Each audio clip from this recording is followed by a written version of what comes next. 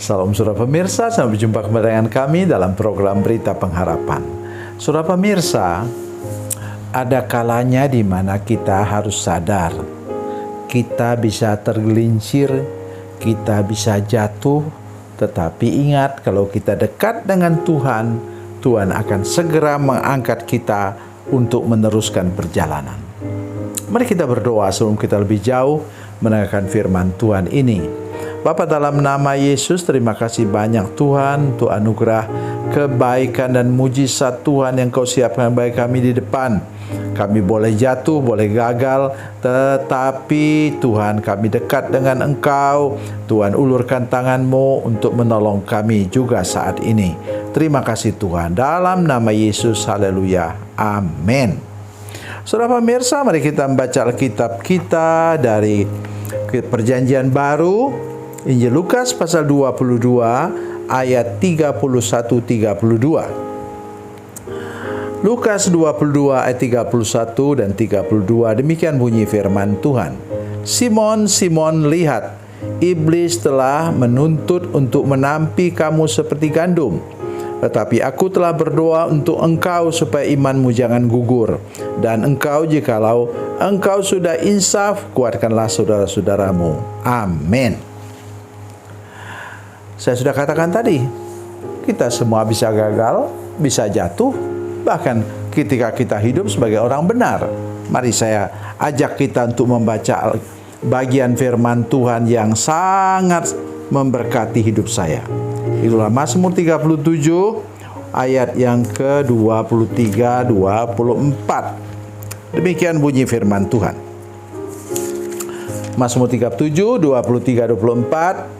Tuhan menetapkan langkah-langkah orang yang hidupnya berkenan kepadanya. Dengar baik. Orang ini hidupnya berkenan kepada Tuhan. Bukan orang yang hidup jauh dari Tuhan. Apabila, di sini dia.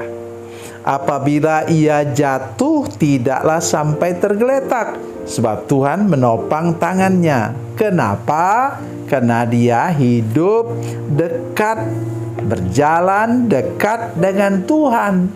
Iblis bisa saja lemparkan kulit pisang di depan kaki kita, sehingga kita tergelincir. Tapi kata kuncinya apa? Tuhan segera mengangkat kita dan tidak sampai dibiarkan berlama-lama jatuh. Itu yang harus kita ingat sekarang. Seperti Petrus. Kenapa? Sebentar lagi malam harinya dia sudah menyangkal Yesus sampai 3 kali. Coba bisa bayangkan saudara sekalian, betapa sakit hatinya Yesus. Ya. Kalau ada anak saudara-saudara sekalian yang bilang, ketika engkau terpuruk habis, anak-anakmu bilang begini, tidak kenal saya dengan orang tua itu. Begitu teriris dan sakit hati. Tetapi Yesus katakan apa? Di belakangnya aku berdoa untuk engkau. Ini kabar baik yang luar biasa lah untuk kita yang terutama yang melayani Tuhan.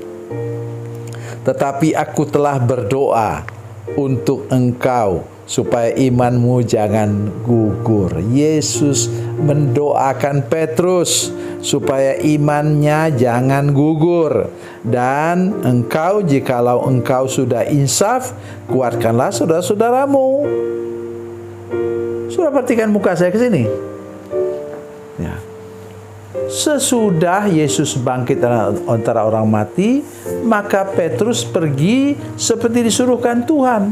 Dia pergi lagi ke Danau Galilea, pantai Danau Galilea di mana dulu dia dipanggil, dan di sana dia diberikan amanat agung penggembalaan.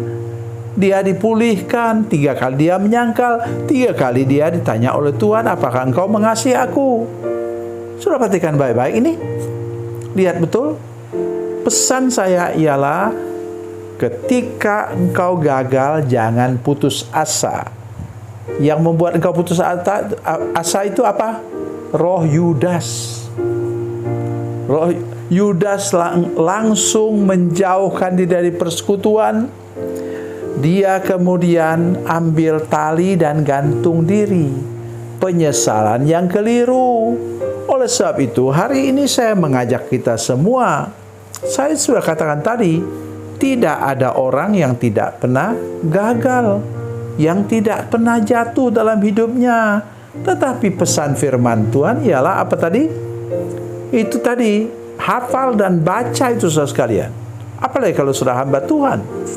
Saya mengajak kita untuk baca dan hafal itu tadi Mazmur 37 ayat 23 dan 24. Saya sampai hafal. Oleh karena apa? Oleh karena saya hidup dengan firman Tuhan itu. Saya tidak pernah di dunia ini, saya tidak pernah ada Superman. Itu cuma cerita dalam film itu. Ya, kita semua ini apa? Orang yang masih tinggal dalam tubuh daging ini. Itu sebabnya di gereja kami mengajar jemaat, tumpangkan tangan di kepala.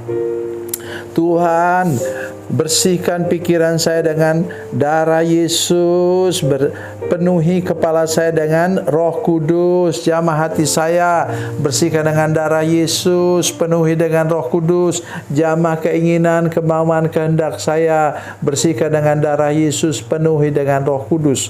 Saya buat itu saudara sekalian apa? Setiap hari, bangun pagi sudah buat itu, karena saya menyadari bahwa iblis bisa lempar kulit pisang di depan saya. Tetapi yang terpenting ialah saya dekat dengan Yesus. Sudah masih ingat ketika Petrus tenggelam, ya, waktu dia berjalan di atas air itu, dia tenggelam, kemudian apa? Dia kemudian dekat dengan Yesus dan diangkat oleh Yesus. Saudara pikir Petrus itu tidak bisa berenang? Oh, jago berenang. Ketika Yesus bangkit dan menyatakan diri di pantai Danau Galilea itu, dia berenang 100 meter. Dengar baik apa yang saya katakan. Ya, dia berenang 100 meter untuk menerima pemulihan. Dia harus duluan ketemu dengan Yesus. Itu sikap yang benar. Mari kita serius lagi. Jangan jauh daripada Tuhan. Bila engkau gagal, bila engkau ini, tolong dengar baik apa yang saya katakan. Terutama hamba-hamba Tuhan muda. Jangan menjauhkan dari persekutuan. Datanglah kepada hamba Tuhan yang lebih tua. Serahkan hidup kembali kepada Tuhan. Dan Tuhan akan mengangkat hidup saudara tinggi-tinggi di kemudian hari. Tuhan Yesus memberkati. Tuhan Yesus baik. Mari kita berdoa. Bapa, dalam nama Yesus, terima kasih Tuhan untuk firman-Mu yang luar biasa.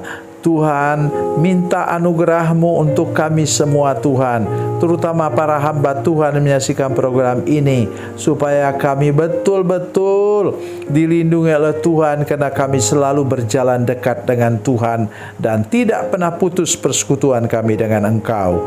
Terima kasih Tuhan. Dalam nama Yesus kami berdoa. Haleluya. Amin.